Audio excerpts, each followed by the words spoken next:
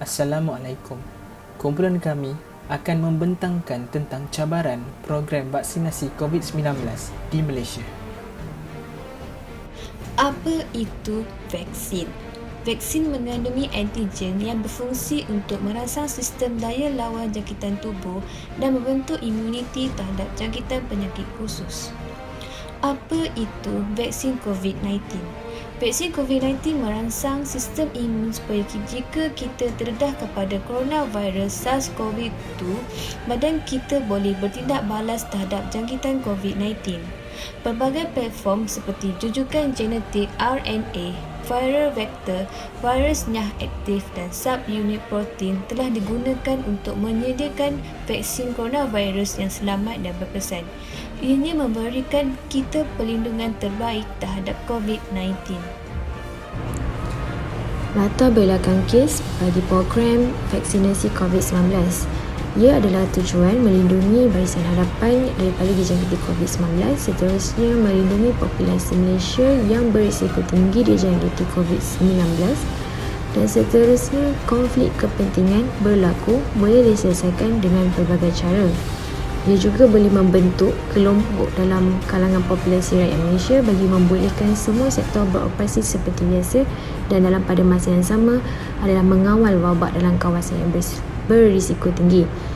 Dan akhir sekali, berlakunya persefahaman atau pertengkaran juga berlaku dalam sama ada yang ingin mengambil vaksin ataupun yang tidak mengambil suntikan vaksin.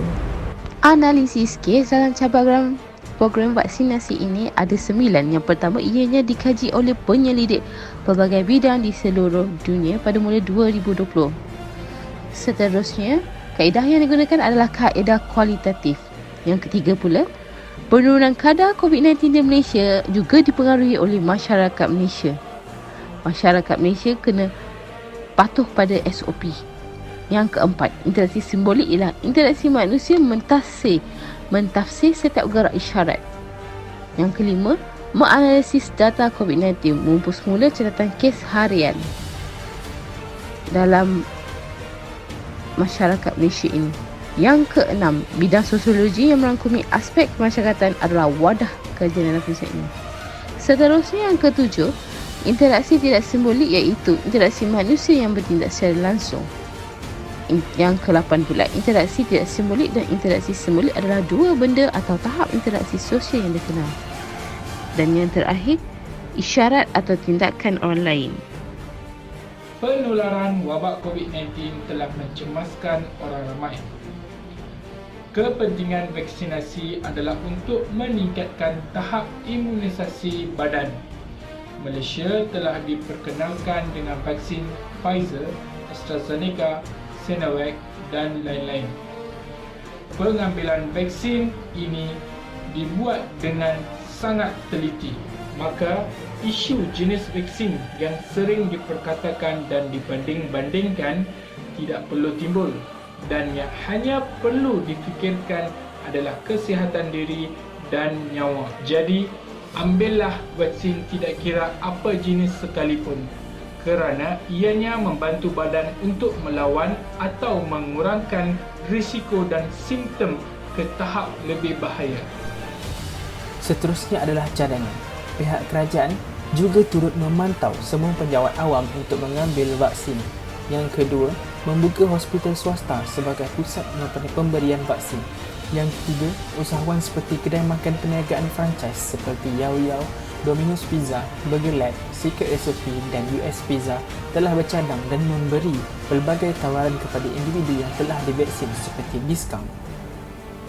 Seterusnya, pengiklanan secara fizikal adalah tidak digalakkan, maka alternatif lain sebagai medium aplikasi TikTok, Instagram dan Facebook untuk dijadikan pengiklanan. Seterusnya, peniaga-peniaga harus lebih serius dalam memeriksa pelanggan yang menerima 2 dos dibenarkan masuk premis perniagaan mereka. Seterusnya, membanyakkan lagi pusat vaksinasi secara walk-in. Dan yang terakhir, mempercepatkan lagi penerima vaksin AstraZeneca untuk suntikan dos yang kedua. Kesimpulan menggunakan program vaksinasi adalah ketahanan vaksinasi iaitu ia akan digunakan pada jangka masa pendek untuk mengurangkan kadar kematian. Selain itu, media sosial juga telah digunakan untuk menjalankan tanggungjawab dalam menyebarkan kebaikan vaksin sebagai cara yang tepat bagi program ini. Selain itu, pendekatan integratif juga digunakan oleh KKM dalam menyelesaikan masalah dan mewujudkan komunikasi melalui platform sosial media untuk menjawab soalan-soalan rakyat. Ini juga satu taktik yang telah disediakan oleh KKM untuk menjawab pertanyaan mereka. Selain itu, strategi dan alternatif lain adalah untuk proses menyatukan pendapat yang berbeza.